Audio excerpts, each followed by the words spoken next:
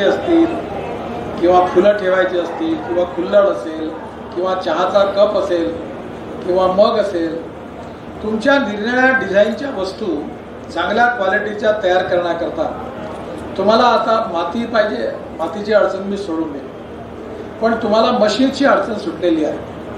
आणि म्हणून माझी आपल्याला विनंती आहे की आपण या सर्व योजनांचा फायदा घेतला पाहिजे.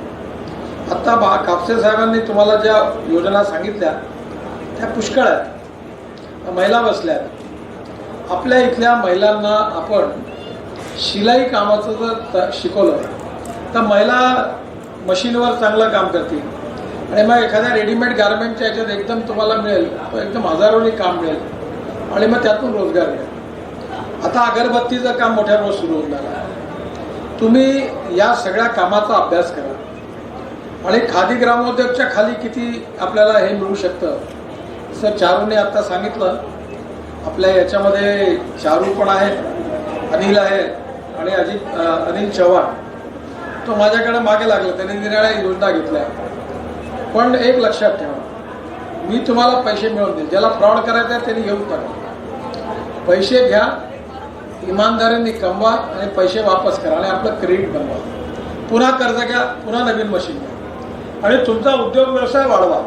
तुम्ही एकदा पैसे घेतले, फुकटात मिळले, खाल्ले तर मग तुमच्या समाजात कोणाला लोन देणार नाही कोणी आणि मग आपला विकास कुठून जाईल. तुम्ही पहिल्या योजनेकरता त्याचा फायदा घ्या आणि आज मी मंत्री आहे याचा, मी सांगितलं आहे की तुम्हाला सगळ्या प्रकारची मदत करा. तेव्हा माझी विनंती आहे, कारण वेळ कमी आहे की दुसरं वर्कशॉप आहे पुन्हा, माझी विनंती आहे की या योजनेचा सगळ्यांचा फायदा घेऊन एक क्वालिटी उत्तम डिझाईन, उत्तम क्वालिटी. दुसरी कॉस्ट ऑफ प्रोडक्शन जेवढी कमी करता येईल तेवढी कमी करा. त्याकरता काय केलं पाहिजे. तिसरी गोष्ट मार्केटिंगमध्ये याला नवीन कलाकुसरीचं काम करून त्याला मार्केटमध्ये ग्राहकाला कसं आकर्षित करता येईल तो प्रयत्न केला पाहिजे. आता आपल्यापैकी अनेक लोक गणपती बनवतात, ते चायनातून गणपती येतात. मी आपल्या ठरवलं की त्या चायनाच्या गणपतीला पूर्ण बंदी आणायची. ते आपल्या मातीचेच गणपती घेतले, चायनातले गणपती नाही विकायचे. पण तुम्ही ते गणपती चांगले तयार केले पाहिजे. आणि म्हणून आपल्या देशातल्या कुंभार असतील, लोहार असतील, चर्मकार असतील, त्यांना रोजगार केव्हा मिळेल, जेव्हा तुम्ही क्वालिटी तयार करा. मी आपल्या हातमाग विणकरांना नेहमी म्हणायचो, जनता साडीधोती तयार करायची. मी त्यांना विचारलं, तुम्ही तयार केलेली साडीधोती तुम्ही वापरता का? नाही. म्हटलं जी वस्तू तयार करून तुम्ही वापरत नाही ती लोकांनी का वापरली पाहिजे. तर लोकांना जशी पाहिजे तशी क्वालिटी तयार करा, 2 पैसे कमवा ना, त्याला काही अडचण नाही. आणि म्हणून येणाऱ्या काळामध्ये अशा किती प्रकारच्या वस्तू तयार होऊ शकतात. मी कापसे साहेबांना सांगेन की खादी ग्रामोद्योगच्या वतीने आम्ही एक डिझाईन बँक काढतो, कपड्याकरता काढतोय, कुंभाराकरता काढतोय. आजकाल सगळ्यांजवळ मोबाईल फोन आहे, तर आपण जरा वरती सांगा की माती कामाचे जेवढे भारतात डिझाईन उपलब्ध आहेत ते सगळं एखाद वेळ कुंभाराकरता ते एका वेबसाईटवर आणा आणि तुम्हाला सगळ्यांना ते डिझाईन पाहिलं, मग तुम्ही त्यातून नवीन डिझाईन तयार करा, तेही त्याच्यावर टाका. आता आपल्याकडे तुम्हाला माहिती आहे की चहा, कॉफी, ताक, पाणी याच्याकरता आपण वापरू. मग मिष्टी दही आहे कलकत्त्याचं, तेही पण याच्यात मिळतं. आपण आता मिष्टी दह्याला मी मदर डेअरीला सांगतो की करा, म्हणजे करोडो हे लागतील कुल्हड, ते लागले तर तुम्हाला काम मिळेल. आता त्याच्यामध्ये कुल्फी, मटका कुल्फी आणायची आहे म्हणजे तुम्हाला काम मिळेल. आपण संत्रा बर्फी आणली, आता संत्र्याचा ज्यूस म्हणजे संत्र्यावाल्या शेतकऱ्याला भाव मिळाला, त्याला किंमत मिळाली. दुधाच्या ह्याच्यात आता सध्या 10,000 लिटर आहे, मी म्हटलं 5 लाख लिटर दुधाची बर्फी झाली पाहिजे, जगात विकली पाहिजे. म्हणजे नागपूरला जेवढं दूध येईल शेतकरी त्याला मार्केट मिळेल. म्हणजे एकातून दुसरा, दुसऱ्यातून तिसरा, तिसऱ्यातून चौथा, असं करत करत आपला विकास केला पाहिजे. मी नेहमी सांगतो, तूच तुझ्या जीवनाचा शिल्पकार. हे नेते जे आहेत कोकणा मारतात खूप, पण काही होत नाही. आणि कोणीही नेता जो असते तो आपल्या समाजाचं किती भलं केलं पाहिजे. जेव्हा वेळ येते तो म्हणते माझ्या बायकोला, माझ्या मुलाला, माझ्या मुलीला. मग समाज विभाग कोणी सांगत नाही. भाषण तुमच्या इथे बसले नेते असे नाही आहे, पण जे चालते मार्केटमध्ये ते असंच आहे. त्याच्यामुळे तुम्ही आता ठरवा की तुम्हाला विकास करायचा तर आपला विकास आपण करायचा आहे. आम्ही तुम्हाला मदत करायला तयार आहोत. कापसे साहेब इथे आहे, चारू बोकारे आहे, आपला चव्हाण आहे, अनिल, त्याच्या सगळ्यांच्या मदतीने तुम्ही आता छोटे छोटे प्रोजेक्ट टाका आणि आपला कुंभार समाज आर्थिकदृष्ट्या सक्षम झाला पाहिजे, श्रीमंत झाला पाहिजे, तरुण मुलाच्या हाताला काम मिळालं पाहिजे, आपली गरिबी भुकमारी दूर झाली पाहिजे, सगळ्यांना घरं मिळाली पाहिजे आणि कुठल्याही कामाकरता कोणाला पैसे द्यायची गरज नाही आहे. मी आहे आता इथे 1 रुपया कोणाला द्यायची गरज नाही, लक्षात ठेवा. सगळे कामं जी आहे ती होती. तुमचे जे प्रश्न आता तुम्ही सांगितलेले आहे की बाजारपेठ तुम्हाला शोधायची आहे. आता 400 स्टेशनवाल्या टी स्टॉलला मी सांगितलं का प्लॅस्टिक आणि कागदाचा ग्लास बंदी, तुम्हाला त्याला भेटावं लागेल का मी हे फुल्लट देतो बेवा माझी विकत. तर शेवटी आता तुम्हाला याच्यातही करावं लागेल. POP वापरण्यास मी सांगितलं की आता इम्पोर्टच बंद करायचा मी विचार करतोय. 7 ते 15 दिवसाच्या शासनाच्या योजना ज्या आहेत माहिती नाही आहे. ट्रेनिंग कार्यक्रम कापसे साहेब घेतात आहेत, तुम्हाला जेवढे पाहिजे ट्रेनिंग देतील. कुंभार समाजास आधुनिक योजना व सोयी पुराव्यात सोशल मीडिया हे तुम्ही करायचं. तुमच्या मोबाईलवर आता हे ट्रेनिंग देतील कापसे साहेब, तिकडे बोलावतील, त्या पारशेला बोलवा, हा जो आहे ना इथे पारसे आहे का, यांना सोशल मीडियाचा वापर कसा करायचा तू ट्रेनिंग दे. तुमच्या मोबाईल फोनवर सोशल मीडिया डिझाईनच्या बाबतीत मी आता सांगितलं साहेबांना की आपण मी मुंबईत सांगतो डिझाईनची बँक करून तुम्ही त्या गेले तर तुम्हाला निर्णय डिझाईन पाहायला मिळतील. आता माती जी पाहिजे तुम्हाला ती मी कलेक्टर साहेबाशी बोलतो. उन्हाळ्याच्या दिवसात मार्च एप्रिलमध्ये तुम्ही जर नागनदीची माती काढली तर ती कामात नाही आहेत का, येते का नाही येत. तुम्हाला कुठली माती पाहिजे,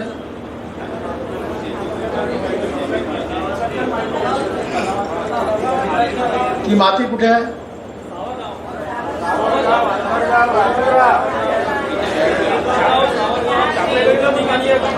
तुम्ही आता एक काम करा, माझ्या नावाने एक पत्र तयार करा. उद्या सकाळी मी इथे येणार आहे. त्या पत्रावर मी माझ्या ऑफिसमध्ये यायचं. मी जेव्हा 11-12 वाजता येईल तर तिथे यायचं. 10-20 लोक आहेत. मी कलेक्टरला फोन करीन आणि आता जमलं तर करतो. शाहरुख ठाकरे साहेबांना फोन लाव, कलेक्टर साहेबांना, ती मी उद्या त्यांना सांगतो की तुमची मातीची व्यवस्था करून द्या. आणि अजून एक माझ्या मनातली कल्पना आहे. तुम्ही विटा बनवता, आता फ्लॅशच्या विटा बनल्या. तुम्ही आता एक काम करा, आज रात्र झाली बहुतेक, जाऊन बघा आमचा स्टॉल आहे तिथे मानसचा. तिथे मानसच्या स्टॉलमध्ये घर बनवला. ते थर्माकोल, फ्लाय ॲश आणि सिमेंटची भिंत बनवली आहे. आता फ्लाय ब्रिक्स बनतात, ते एकदम स्वस्त आहे. तर तुम्ही एकदा फ्लॅश तुम्हाला दिली पाहिजे. मागे बावनकुळे साहेबांनी सांगितलं जागा देतो म्हणून, त्यात काही अडचणी आल्या होत्या त्या आपण सोडवूया. तुम्ही त्या ठिकाणी फ्लॅशच्या ब्रिक्स लाईट बनल्या तर नक्कीच तुम्हाला खूप मार्केट मिळेल. कारण जेवढं वजन कमी राहील तेवढं लोखंड कमी लागतं. तुम्ही पण काही प्रयोग केले पाहिजे आणि म्हणून येणाऱ्या काळामध्ये आपल्याला माती उपलब्ध होईल. फ्लॅशचा उपयोग करून कसं करता येतं तुम्ही संशोधन केलं पाहिजे.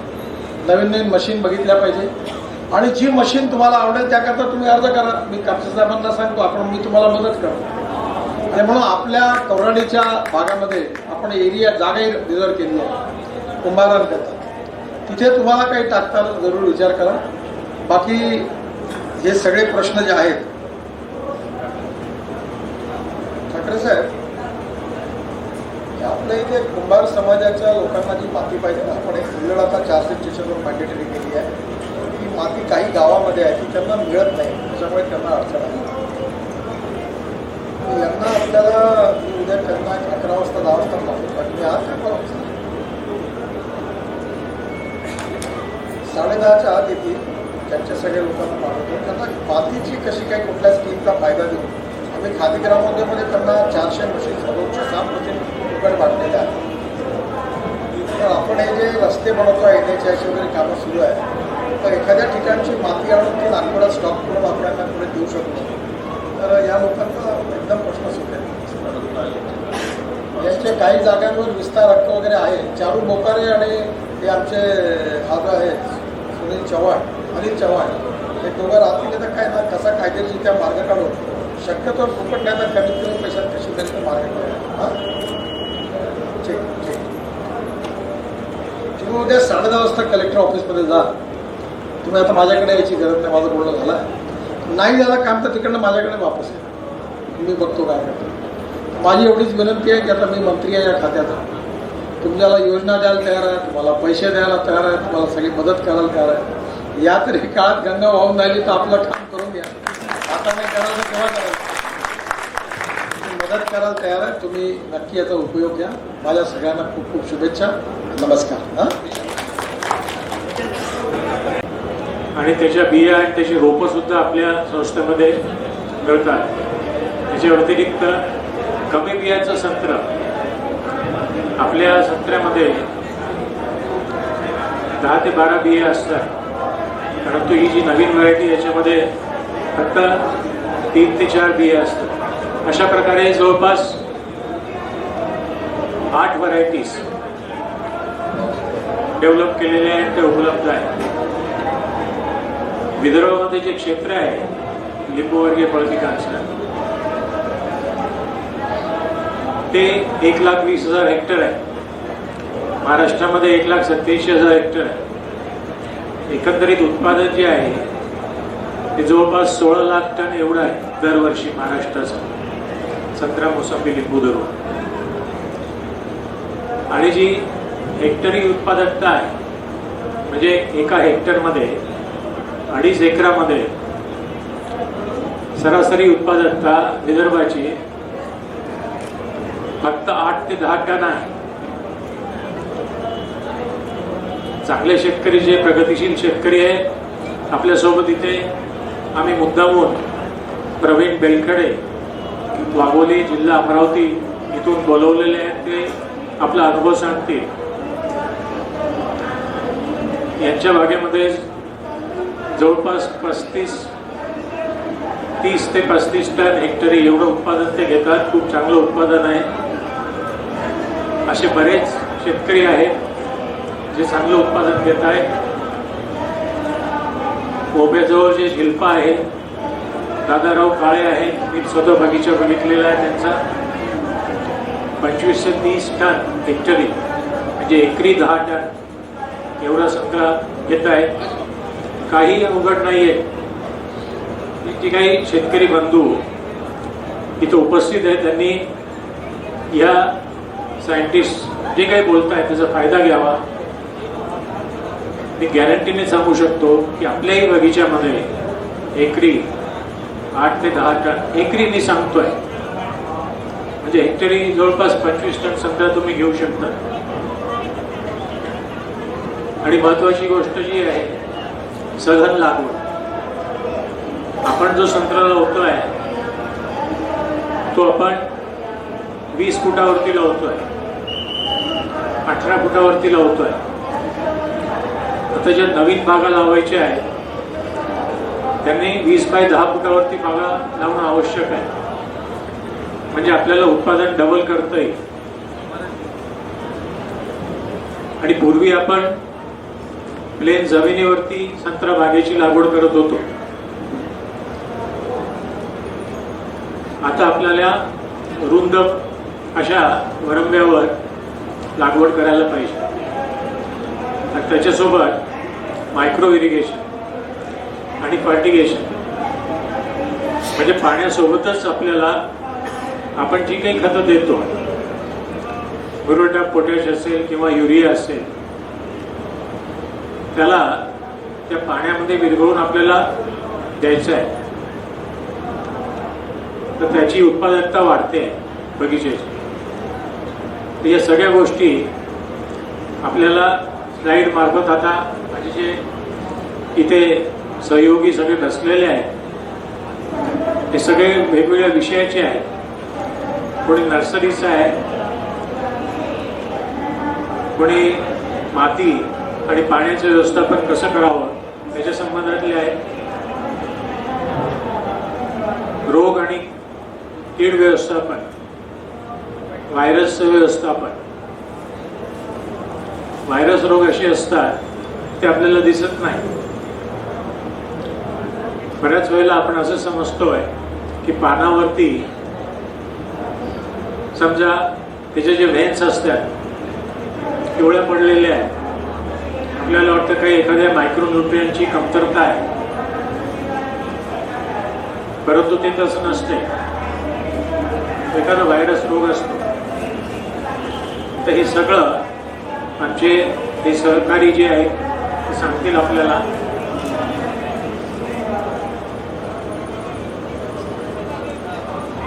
तर सर्वप्रथम मी डॉक्टर आशुतोष मुरकुटे यांना विनंती करतो की त्यांनी नर्सरी संबंधात जी काही हायटेक नर्सरी आहे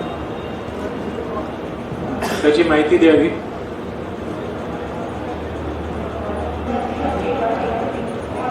विदर्भामध्ये जवळपास 50 ते 60 लाख एवढी पनेरी, एवढ्या कलमा तयार होतात दरवर्षी.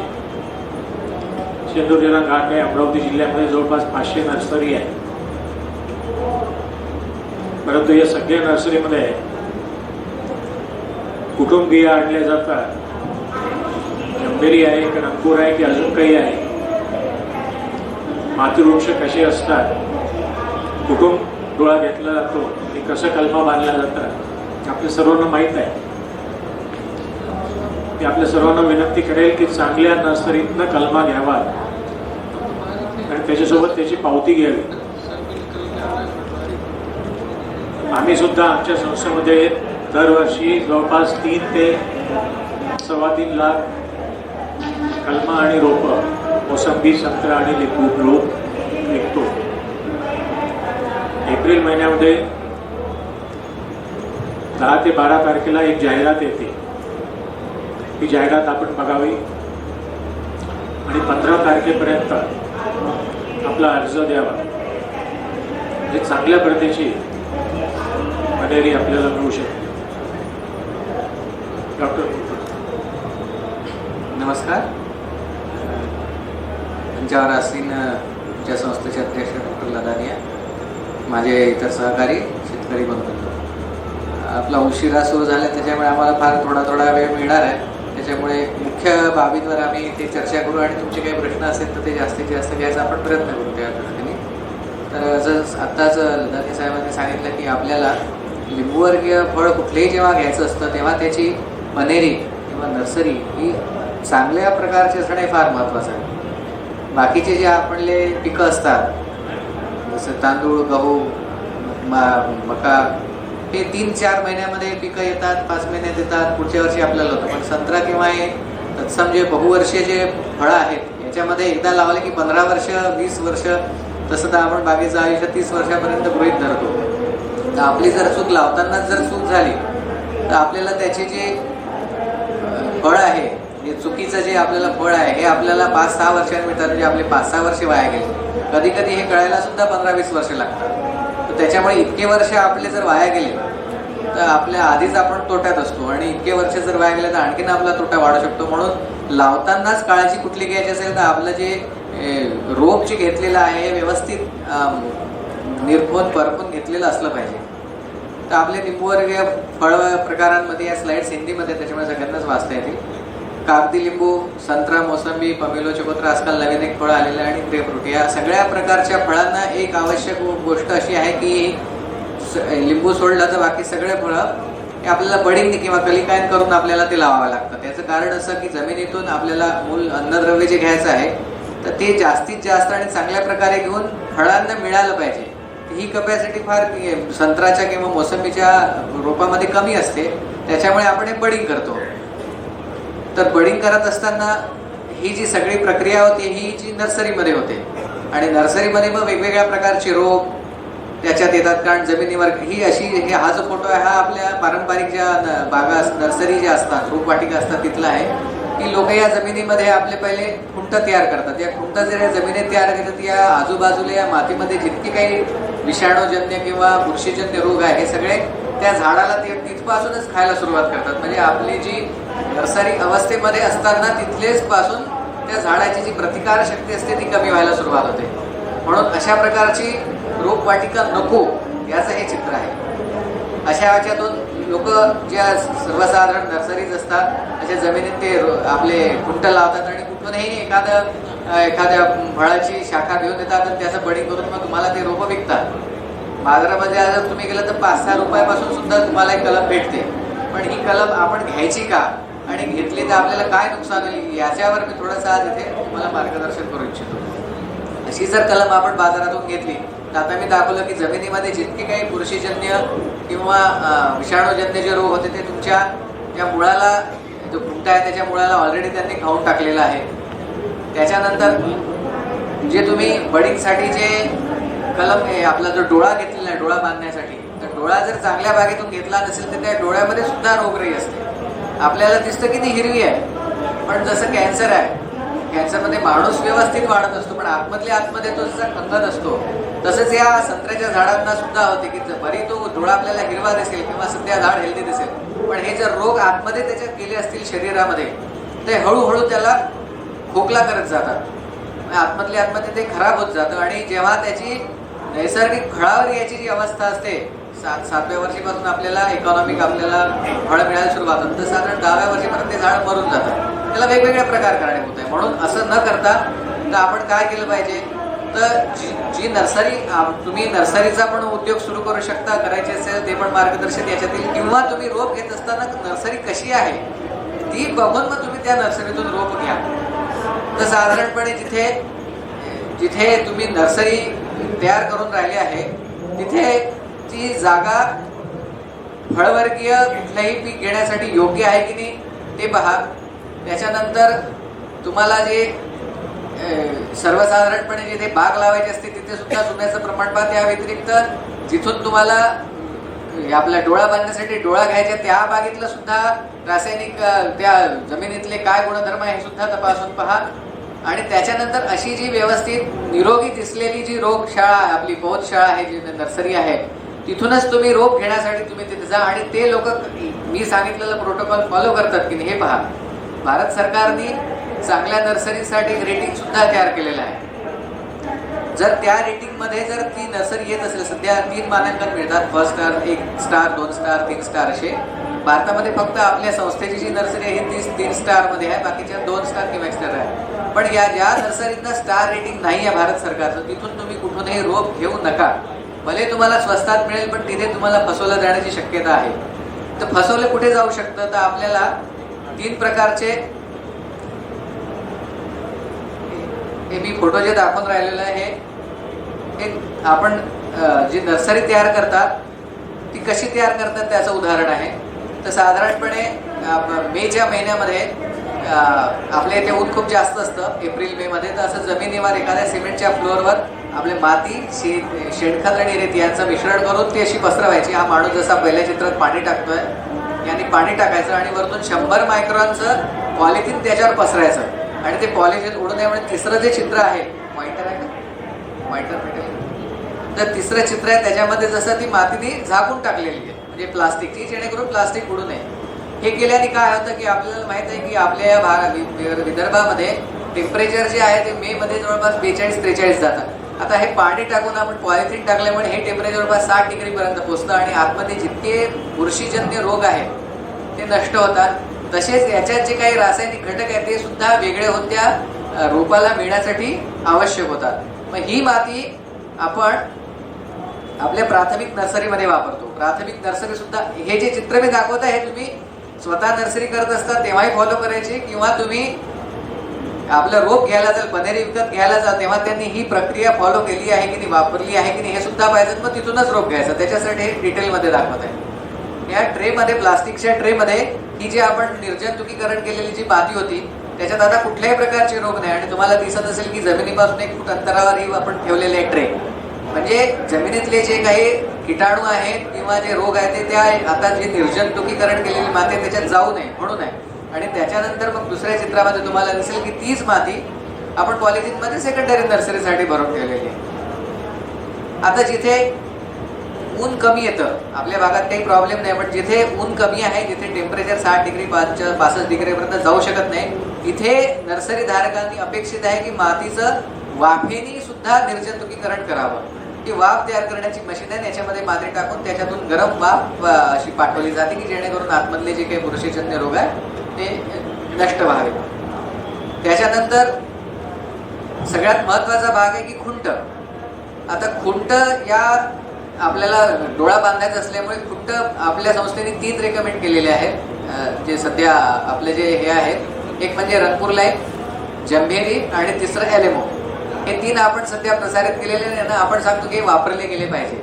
या व्यतिरिक्त कुठलंही रूट स्टॉक अजून आपल्या संस्थेने प्रसारित केलेलं नाही, रिकमेंड केलेलं नाही. याचं कारण असं आहे की या आमच्या प्रयोगातून असं सिद्ध झालं आहे की रोग प्रतिकारक शक्ती जमिनीमधली, अन्नद्रव्य घेण्याची शक्ती, पाणी घेण्याची शक्ती, या 3 जे रूट्स खुंट आहेत त्यांच्यामध्ये चांगले. त्याच्यामुळे हे 3 खुंटच वापरले गेले पाहिजेत. तुम्ही नर्सरीत जेव्हा रोप घ्यायला जाल तेव्हा त्यांना विचारा की आपलं कुठलं याच्यावर हे आहे, खुंट आहे. जर तुम्हाला त्याच्याबद्दल शंका असेल तर तिथून रोप घेऊ नका. 3च खुंटावर जर नर्सरी असेल तरच ते घ्यायचे, अदरवाईज घ्यायचे नाही. आणि याची तुम्ही पडताळणी कशी करू शकता की ज्या नर्सरीत तुम्ही रोप घ्यायला गेले आहेत त्या नर्सरीमध्ये या रंगपूर लाईन, जंभेरी किंवा एलेमो यांचे झाड आहेत का किती पहा. जर त्याच्याजवळ नर्सरी धारकाचे झाडं नसतील तर त्यांनी याचा अर्थ बिया बाहेरून विकत घेतलेले, आणि बाहेरून बिया घेतल्यामध्ये भरपूरदा भेसळ असते, भरपूर वेगवेगळ्या प्रकारच्या बिया असतात.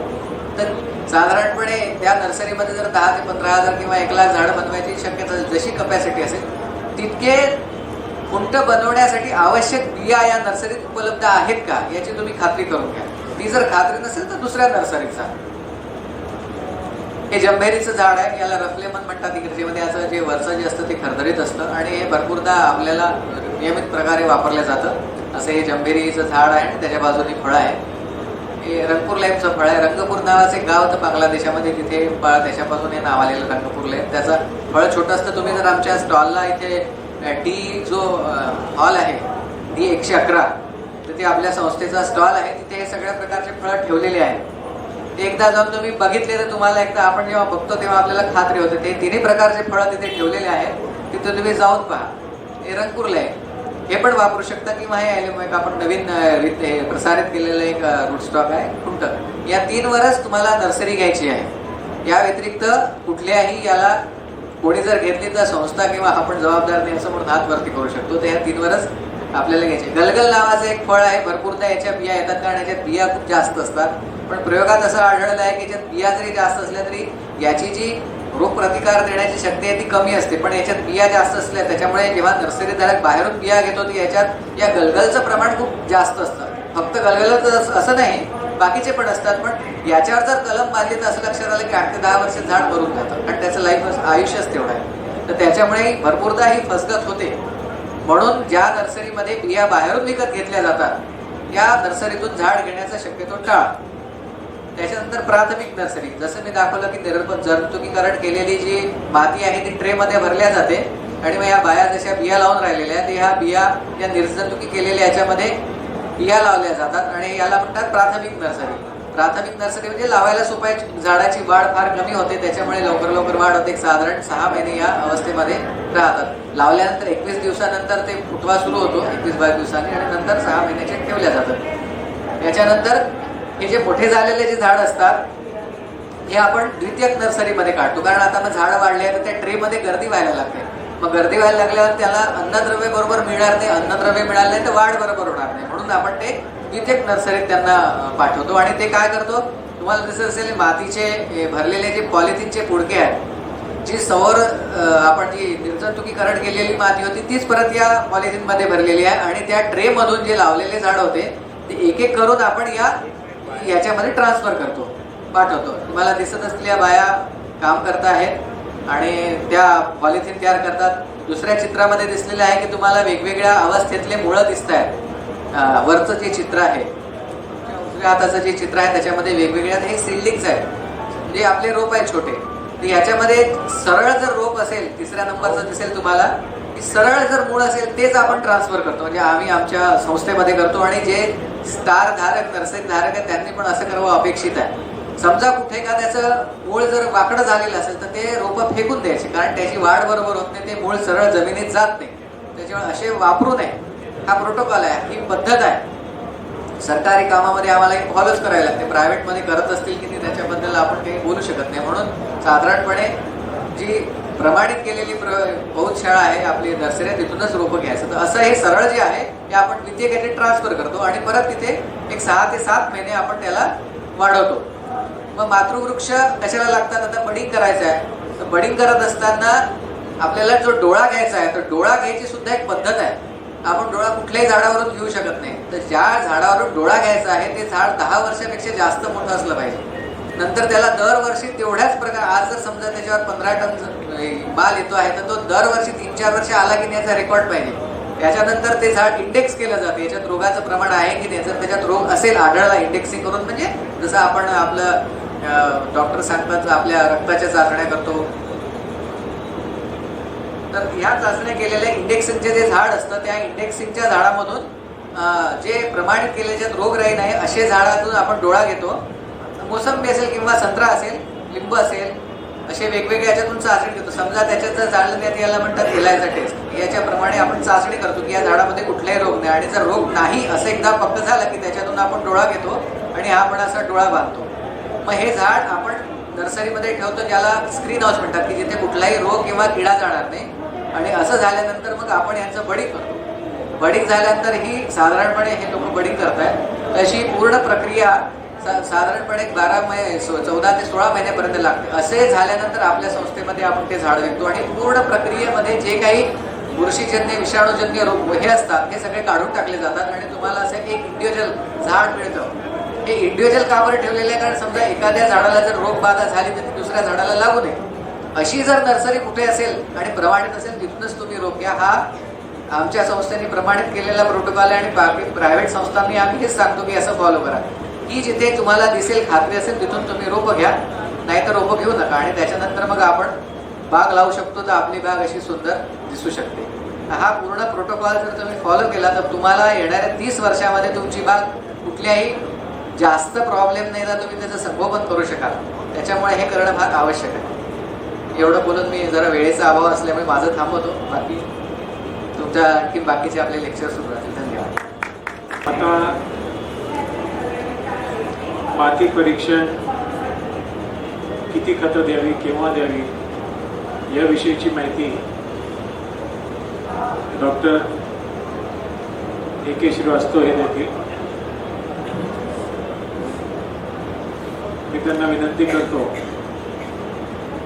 की प्रॅक्टिकली शेतकऱ्यांनी काय करावं, किती खत द्यावं, केव्हा द्यावं, कसं द्यावं.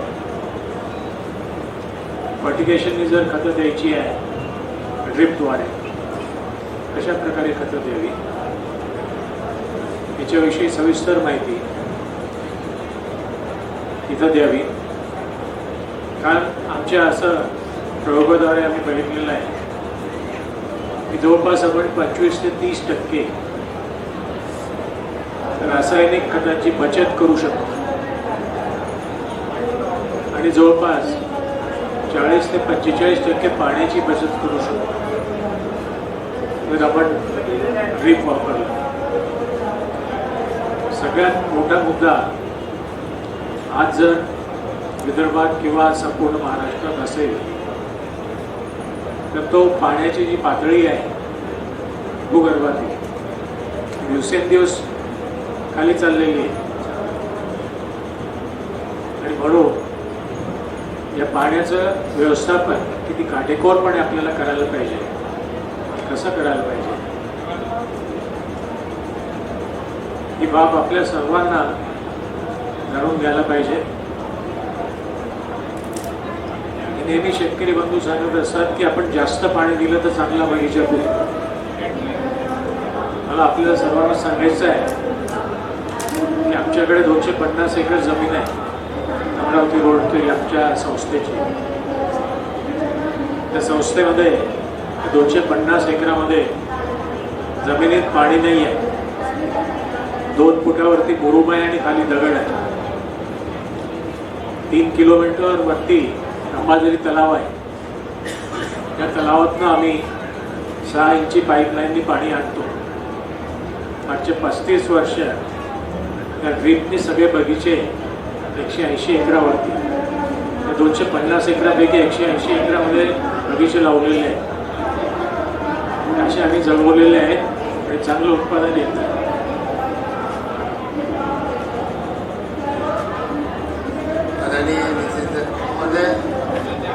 हमारे साथीगण और किसान भाइयों, ये भी एक बहुत अच्छा विषय हमने लिया है कि किस तरह से मिट्टी का स्वास्थ्य और पौधे का स्वास्थ्य का देखभाल करें और उसके साथ साथ किस तरह से आप उत्पादन और गुणवत्ता दोनों को किस तरह से आप रखें, इस विषय पर थोड़ा मैं चर्चा करना चाहूँगा।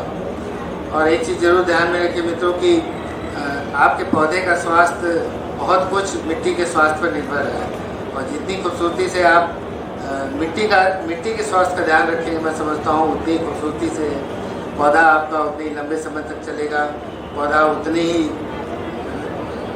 गुणवत्ता युक्त देगा और उसके साथ साथ मिट्टी का स्वास्थ्य भी बना रहेगा। देखिए लास्ट में अगर आप देखें तो एक 25 साल के संतरे का बगीचा जो विदर्भा में ग्रो होता है ऑन एन एवरेज एक 25 साल तक चलता है, और 25 सालों में अगर आप नीचे की तरफ देखें तो कम से कम 1200 से 1300 किलो ऊपर की 10 से 15 सेंटीमीटर की मिट्टी से हम निकाल डालते हैं अन्य द्रव्य, जिसकी वजह से क्या होता है कि हर वर्ष एक तरह से क्षरण होता है अन्य द्रव्य का, और उसके कारण आने वाले दिनों में उत्पादन क्षमता में बहुत प्रतिकूल प्रभाव पड़ता है। अगर पोषण व्यवस्थापन की बात हम करें तो देखिए दो चीज़ें बहुत ज़रूरी होती है कि आप किस तरह से एक सही पोषक तत्व, कौन सा पोषक तत्व की कमी है उसका पहचान सही करें, और अगर सही पहचान किया आपने तो व्यवस्थापन भी मैं समझता हूँ उतनी ही आसान हो जाता है। देखिए नींबू वर्गीय फलों में आमतौर पर या तो लीफ एनालिसिस करवा लीजिए, सॉइल एनालिसिस करा लीजिए, या एक डेफिशिएंसी सिम्टम्स पर हम अक्सर बात करते हैं। ये 3 तरीका सबसे अच्छा माना जाता है। एक हमने आपको दिखाने की कोशिश की है कि डेफिशिएंसी सिम्टम्स, तो इस बारे में मैं ज़रूर कहना चाहूँगा कि कभी भी इस तरीके के डेफिशिएंसी सिम्टम्स का इंतजार आप ना करें कि आपके बगीचे में नाइट्रोजन की कमी का सिम्टम आए, फास्फोरस की, पोटेशियम की, कैल्शियम की, मैग्नीशियम की, आयरन, मैग्नीज, कॉपर, जिंक, इस तरीके के सिम्टम्स का कभी भी आप इंतजार ना करें। और इसीलिए इसको कहा जाता है एक तरह से पोस्टमार्टम डायग्नोसिस, मतलब जब आपके पौधों को डैमेज हो चुका और इस तरीके के सिम्टम्स आने के बाद कभी भी पौधा पूरी तरह से रिकवर नहीं होता। तो कभी भी इस तरीके का इंतजार ना करें, मैं समझता हूँ इसको आने के पहले ही आप चाहे लीफ एनालिसिस करा लीजिए, सॉइल एनालिसिस करा लीजिए, और ये पता करिए कि भाई किस तरीके के सिम्टम्स आते हैं। देखिए एक स्लाइड मैंने और भी आपको दिखाने की कोशिश की है कि ग्रीनिंग और डेफिशिएंसी सिम्टम्स, जिंक डेफिशिएंसी सिम्टम्स में जो सबसे बड़ी पहचान यही होती है कि भाई ऊपर का सिरा, यहाँ दिखेगा नहीं, ये ऊपर का जो मध्य सिरा होता है वो पीला हो जाता है, जबकि जिंक डेफिशिएंसी में बिल्कुल हरा रहता है, और दोनों तरफ इंटरवीनर फ्लोरोसिस जो होती है वो बिल्कुल यूनिफॉर्म डिस्ट्रीब्यूटेड होती है, जो ग्रीनिंग सिम्टम्स में नहीं आती। और जो वेन्स दो मध्य सिराओं के बीच की जो सिराएँ होती हैं वो भी पूरी ग्रीन रहती हैं जिंक डेफिशिएंसी में, जबकि ग्रीनिंग में इस तरीके के सिम्टम्स नहीं दिखते। तो ग्रीनिंग और जिंक डेफिशिएंसी सिम्टम अक्सर एक दूसरे से मिलते हैं, और हमारे किसान भाई अक्सर कंफ्यूज होते हैं कि कैसे उसका निदान किया जाए। तो एक हमने स्लाइड दिखाने की कोशिश की है। देखिए सबसे अच्छा नींबू वर्गीय फलों में यही तरीका होता है कि आप उसकी लीफ एनालिसिस करावें, और लीफ एनालिसिस का चार्ज मैं समझता हूँ 200, 250, 400 रुपये कहीं भी, चाहे आप इस संस्थान से करा लें या किसी भी अन्य टेस्टिंग लेबोरेटरी से कराएं। लेकिन लीफ एनालिसिस और सॉइल एनालिसिस कम से कम हर साल कराने की आप आदत जरूर डालें हम आने वाले समय में। कम से कम इससे 2 फायदे होंगे। एक फ़ायदा तो आपको ये होगा कि किस तरीके के पोषक तत्वों की कमी है, और दूसरा फ़ायदा आपको ये होगा कि हर वर्ष आपको एक ही तरीके का फर्टिलाइजर डालने की ज़रूरत नहीं। हर वर्ष आपको nitrogen, phosphorus, potassium, calcium, magnesium, iron, manganese, copper, zinc, जितने पोषक तत्व हैं वो सब डालने की ज़रूरत नहीं। हो सकता है किसी एक साल में आपको नाइट्रोजन डालना है, किसी साल में फास्फोरस डालना है, किसी साल में नाइट्रोजन, फास्फोरस, पोटेशियम तीनों डालना है, या और भी ज़्यादा डालने हैं। तो कोशिश करें कि leaf analysis based fertilizer programme आप करें। और लीफ एनालिसिस के लिए नागपुरी संतरे में सबसे अच्छा तरीका यही है कि अगर अंबिया फसल है तो अगस्त सितंबर में पत्ती का विश्लेषण कराएं, पत्ती की सैंपलिंग करें। अगर मिड क्रॉप है तो दिसंबर फरवरी में लें, कम से कम 30 से 70 पत्ती लें, और कम से कम 10% जो पेड़ है आपके बगीचे में वो कवर करते हुए लीफ सैंपल लें। उस लीफ सैंपल लेने के बाद उसको 3-4 बार अच्छे पानी से धो लें, उसके बाद सुखा लें, और किसी पॉलीथीन बैग में पैक करके किसी भी टेस्टिंग लेबोरेटरी में ले जाएं और उसकी एनालिसिस आप कराएं। मैं समझता हूँ ये सबसे अच्छा तरीका है, और इस संस्थान ने पिछले 30 सालों में एक बहुत ही अच्छी प्रक्रिया शुरू की है, और एक लीफ एनालिसिस एडवाइस सर्विस भी शुरू की है। पिछले 20 साल से हम लीफ एनालिसिस एडवाइस सर्विस हम शुरू कर रहे हैं। आप से मेरी गुजारिश है कि आप इसका फ़ायदा उठाएं। अगर नींबू के एनालिसिस कराना है तो नींबू में 3 से 5 महीने पुरानी पत्ती का चुनाव करें, एक एक ये हमने दिखाने की कोशिश की सारणी। जैसे आप कहीं भी मेडिकल टेस्ट में जाते हैं, ब्लड एनालिसिस का टेस्ट करवाते हैं, तो कितना नाइट्रोजन, कितना फास्फोरस, कितना पोटेशियम, कितना मैग्नीशियम, कितना आयरन, मैग्नीज, कॉपर, जिंक होना चाहिए। इस तरीके का जो समय जो सारणी है वो मैं समझता हूँ हर लीफ एनालिसिस टेस्टिंग लेबोरेटरी के पास होना चाहिए। और एक सबसे बड़ी समस्या ये आती है कि भाई किस तरीके के मिट्टी का चुनाव, आदर्श मिट्टी का चुनाव हम कैसे करें। मृदा स्वास्थ्य कार्ड का मतलब क्या होता है कि किस तरीके की आदर्श मिट्टी होनी चाहिए। कोई भी किसान भाई अगर बगीचा लगाने चाहते हैं, आमतौर पे हम ये प्रैक्टिस नहीं करते हैं। अगर बगल वाला बगीचा लगा हुआ है तो हम भी समझते हैं संतरा हमारा भी अच्छा ही आएगा। इसको ना करते हुए थोड़ा सा एक कोशिश करें कि भाई मिट्टी को कम से कम 4-5 फीट काटें और ये देखें कि उसमें चिकनी मिट्टी तो नहीं है, चुनखड़ मिट्टी तो नहीं है। और अगर चुनखड़ मिट्टी है तो वो चुनखड़ उसमें चूना जो है हार्ड पैन के रूप में ना हो, पाउडरी फॉर्म के रूप में ना हो। तो ये इसका ध्यान रखें। और ये देखिए एक मृदा स्वास्थ्य कार्ड है जिसको आरोग्य में हम, जैसे आप मेडिकल टेस्ट में कहते हैं ना आरोग्य का भाई 40-45 टेस्ट होता है, ऐसे ही मृदा का स्वास्थ्य कार्ड होता है। जब भी कभी आपको नया बगीचा लगाना हो तो इस तरीके का मृदा स्वास्थ्य कार्ड का विश्लेषण जरूर कराएं। आपके पास ये होना चाहिए और नींबू वर्गीय फल आधारित होना चाहिए। आम के बगीचे का अलग स्वास्थ्य कार्ड होगा, नींबू के बगीचे का अलग स्वास्थ्य कार्ड होगा। तो इस तरीके के स्वास्थ्य कार्ड की ज़रूरत है आने वाले समय में। ये देखिए हमने मौसम्बी के लिए भी स्वास्थ्य कार्ड डेवलप किया है। एक हमने ये भी डेवलप किया है कि भाई कितना फर्टिलाइजर की ज़रूरत है। एक इसके बाद हमने देखे किस तरीके का व्यवस्थापन करें। व्यवस्थापन के रूप में कई भी तरीके के रूप में, या तो आप पूरी तरह से इनऑर्गेनिक फर्टिलाइजर दे दीजिए, पूरी तरह से ऑर्गेनिक रखिए, इंटीग्रेटेड न्यूट्रिएंट मैनेजमेंट रखिए, फर्टिगेशन करिए, बहुत सारी आपके पास ऑप्शन है। तो ये देखिए हमने डेवलप किया है कि भाई पूरी तरह से केमिकल फर्टिलाइजर का उपयोग करते हुए क्या सारणी होनी चाहिए, कितना नाइट्रोजन होना चाहिए, कितना यूरिया होना चाहिए, कितना फॉस्फेट होना चाहिए, कितना जिंक सल्फेट, कितना आयरन सल्फेट, ये पूरी सारणी है। ये आप चाहें तो वेबसाइट से भी डाउनलोड कर लें या कभी संस्थान में आ जाएं तो इस तरीके की सारणी आपके पास होनी चाहिए कि भाई पोषक तत्वों की कितनी आवश्यकता, कितनी मात्रा में, किस वक्त, किस स्टेज पर कितना लगता है, ये सारणी आपके पास होनी चाहिए। ये देखिए एक हमने और भी डेवलप किया है कि जीवाणु समूह, जिसको हम माइक्रोबियल कंसोर्शियम कहते हैं, आप देखेंगे राइट साइड में पूरी तरह से लिक्विड फॉर्म में है। आने वाले किसी बायो फर्टिलाइजर की लेबोरेटरी से आपको बायो फर्टिलाइजर बिल्कुल खरीदने की नहीं ज़रूरत है। और सबसे बढ़िया बायो फर्टिलाइजर का सोर्स यही है कि आप अपने बगीचे का 10, 15, 20 पौधे, अच्छे पौधे आप आइडेंटिफाई कर लीजिए, उसका 1-2 किलो मिट्टी निकालिए। अगर 20 पौधे हैं तो 20 गुना 40 किलो ये जो मिट्टी हुई, यही बायो फर्टिलाइजर है आपका। इसी मिट्टी को आप ज़्यादा नहीं, 100 ग्राम, 150 ग्राम जो अस्वस्थ पौधे हैं उनमें आप डालिए और देखिए आप किस तरह से आप उसका मृदा का स्वास्थ्य रख सकेंगे। तो एक माइक्रोबियल कंसोर्शियम हमने डेवलप किया है, ये भी बहुत अच्छा है। इसको आप चाहें तो फर्टिगेशन में चले जाए कर सकते हैं। दूसरा हमने एक डेवलप किया है ऑर्गेनिक मैनेजमेंट, भाई पूरी तरह से सेंद्रीय खेती संतरे की कैसे की जाए। मैं तो आपसे यही गुजारिश करूँगा, ना तो आप इनऑर्गेनिक के चक्कर में पड़ें, ना तो आप ऑर्गेनिक के चक्कर में पड़ें। आपके लिए सबसे अच्छा तरीका वही है पोषण व्यवस्थापन का, जो पौधे का स्वास्थ्य अच्छा रखे, मिट्टी का स्वास्थ्य अच्छा रखे, उत्पादन अच्छा मिले, गुणवत्ता युक्त उत्पादन मिले, ये सबसे ज़रूरी है। ये देखिए एक इंटीग्रेटेड न्यूट्रिएंट मैनेजमेंट जब हम अक्सर कहते हैं तो सबसे अच्छा तरीका यही होता है कि कोई भी सेंध खाद ले लीजिए, वर्मी कंपोस्ट ले लीजिए। वर्मी कंपोस्ट सेंध खाद को कभी भी आप सोचें कि भाई नाइट्रोजन के बराबर दें तो वो आप नहीं दे पाएंगे। अगर वर्मी कंपोस्ट के हिसाब से डालना है कम से कम 40 किलो 50 किलो वर्मी कंपोस्ट लगेगा। सेम खाद अगर आपको नाइट्रोजन के बराबर डालना है तो कम से कम 100 किलो 110 किलो लगे। ये आएगा कहाँ से अगर सब सेंद्रीय खेती करने लगे? तो आपकी कोशिश यही होनी चाहिए कि मैं अपने बगीचे की मिट्टी के जो जीवाणु हैं उनको किस तरह से हम खिला सकें।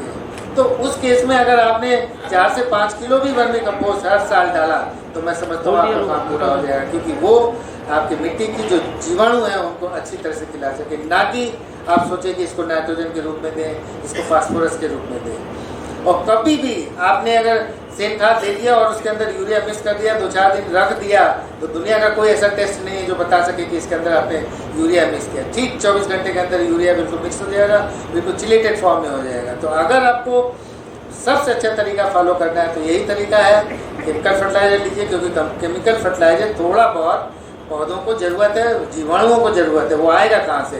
किसी भी सेम खाद में बढ़िया सा आप कोई भी केमिकल फर्टिलाइजर उसको मिक्स करिए, 3-4 दिन उसको आप रख दीजिए, सारा का सारा केमिकल फर्टिलाइजर सेंद्रीय खाद में कन्वर्ट हो जाएगा। और उसके अंदर बायो फर्टिलाइजर कभी भी बाहर से मत लाइए। अपने बगीचे के जो सबसे स्वस्थ बगीचे हैं उनकी मिट्टी को यूज़ करिए बायो फर्टिलाइजर के रूप में, उसको मिला के रख दीजिए, 3-4 दिन और इंतजार करिए। पूरा इंटीग्रेटेड न्यूट्रिएंट मैनेजमेंट का जो सोर्स है आपके पास तैयार है, वो डालिए। तो एक शेड्यूल हमने ये भी डेवलप किया है कि आप चाहें तो संस्थान से प्राप्त कर सकते हैं। इंटीग्रेटेड न्यूट्रिएंट मैनेजमेंट में कब केमिकल फर्टिलाइजर डालना है, कब जीवाणु डालना है, कब सेन खाद डालना है, ये पूरी सारणी आपके पास है, ये कभी भी आप चाहें तो ले सकते हैं। दूसरा एक मित्रों हमने एक ये भी थोड़ा सा स्टडी की कि भाई पूरा संतरा का हो या मौसम्बी हो, एक मौसम्बी में तो ये समस्या नहीं है, करीब करीब पूरे साल आती रहती है। संतरे में क्या होता है कि एक ही बार में पूरा संतरा आ जाता है। तो अगर 25-30% पोटेशियम थोड़ा सा ज़्यादा डाला तो राइट साइड में आप देखिए संतरे का साइज भी अच्छा रहता है, हरा भी रहता है। तो एक पॉसिबिलिटी ये बनती है कि थोड़ा सा पोटेशियम न्यूट्रिशन बढ़ा देने से आप जो है फ्रूट का मेच्योरिटी को डिले कर सकते हैं। तो इस तरह से जो गलत है मार्केट में उसको अवॉइड कर सकते हैं। तो एक ये भी चीज़ ध्यान में रखिए। धन्यवाद, थैंक यू सो मच। आता मी डॉक्टर ए.के. दास हे आपल्याला विविध रोगांचं कसं व्यवस्थापन करावं, इतक्या रोग खूप महत्वाचा आहे।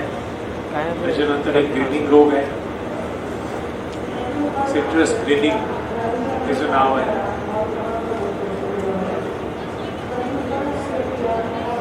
याच्याविषयी त्याचं मॅनेजमेंट कसं करावं, लिंबामध्ये कॅन्कर रोग आहे, आपल्या सर्वांना माहिती आहे। कॉपर सल्फेटचा आपण फवारा देतो, त्याच्यासोबत स्ट्रेप्टोसायक्लिन हे अँटीबायोटिक औषध वापरणं गरजेचं आहे। ही सगळी माहिती एक 10 ते 12 मिनिटामध्ये, आणि माझ्याकडे जी चिठ्ठी आलेली आहे याच्यामध्ये जी प्रक्रिया आहे संत्र्यावरती, याच्यावरती जास्त वेळ द्यावा अशी विनंती आहे।